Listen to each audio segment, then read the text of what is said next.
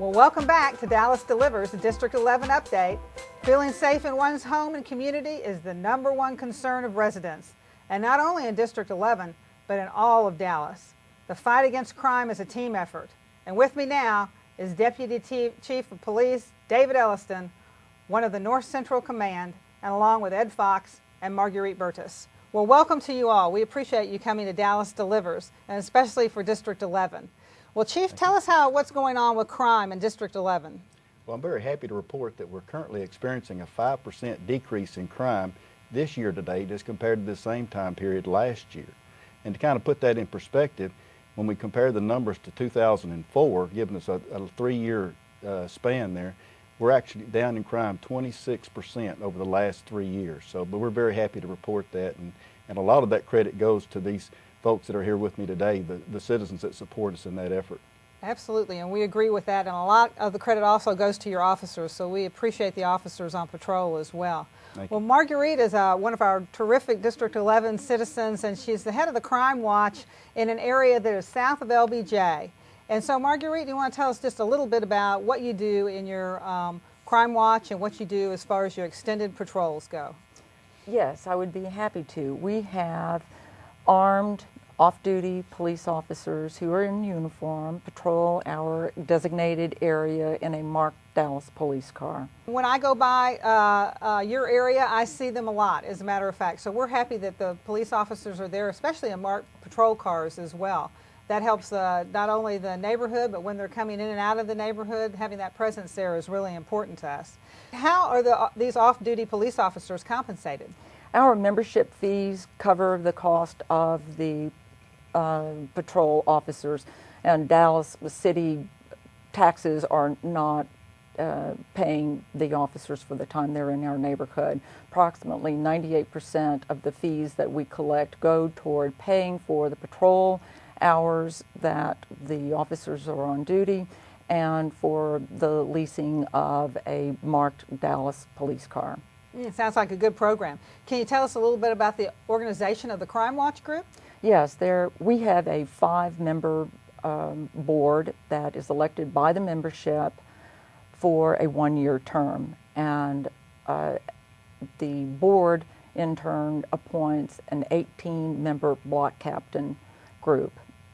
And we also have an attorney who volunteers his time on an as-need basis to assist us with legal matters.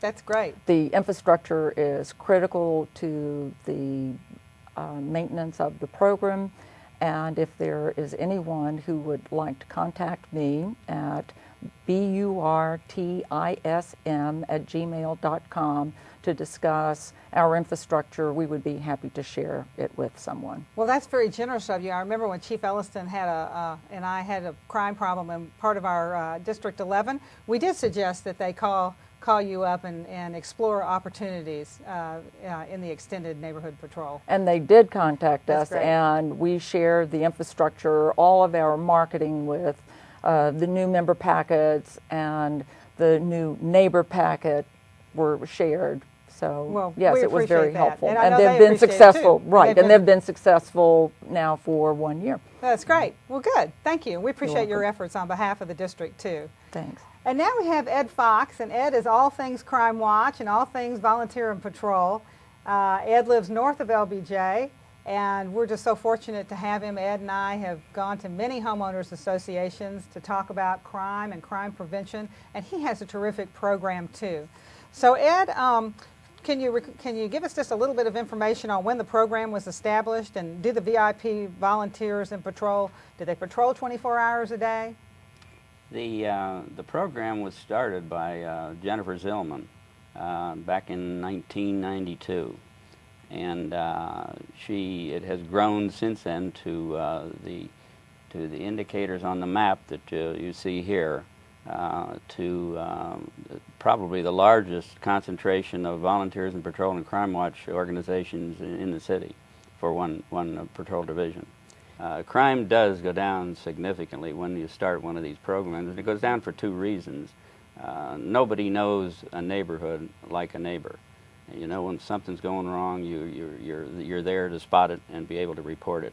And secondly, neighbors, there's probably no better crime prevention program than neighbors watching out for each other.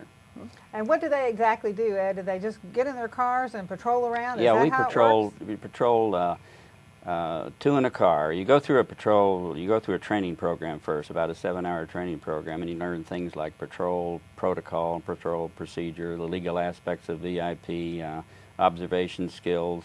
And after you complete that, then you pair up in cars. You're always 2 in a car for safety reasons and observation, better observation. It's a non-confrontational program. When something, you back away from problems, and you report it, and so there's no problem in that respect. Well, that sounds like a terrific program too. So we have 2 terrific citizens from District 11 with 2 different programs that are working beautifully and helping us to reduce crime. Chief, you want to have a last word in here? Well, just to recap what they're telling you here, the benefit that we receive from the police department's perspective is just, it's immeasurable. They patrol so many hours, and it's very obvious when you look at the neighborhoods after they employ these programs how much the crime actually goes down. So we're very fortunate to have such good citizen participation in this fight against crime. That's exactly right. We are very fortunate to have 2 terrific citizens such as Marguerite and Ed. Well, I'll be back with some final thoughts when Dallas Delivered District 11 Update continues here on City Channel 16. Well, I want to thank you for joining me today, and I want to introduce you to my staff here at City Hall, Debbie Brown, who's the Executive Assistant for District 11, and Sophia Figueroa, who's the Executive Secretary for District 11. And we thank you ladies for working on behalf of District 11. Just briefly, Debbie, exactly what happens when a constituent calls? Well, I try to answer their questions at that initial point, and then if I can't, I will route it to the proper staff person or outside agency that can help them. And we so appreciate that. And Sophia does a wonderful job, too, of routing things to different staff members. And Sophia, is there any words you want to say as well? I enjoy working with the constituents of District 11, and I always try to help them anything that they need. We are here to help. Thank you. We all are here to serve the city, and so we appreciate your efforts on behalf of the city. And if you'd like to contact us at City Hall, 214-670-7817. Thank you, and I'll see you next time on Dallas Delivers District 11 Update.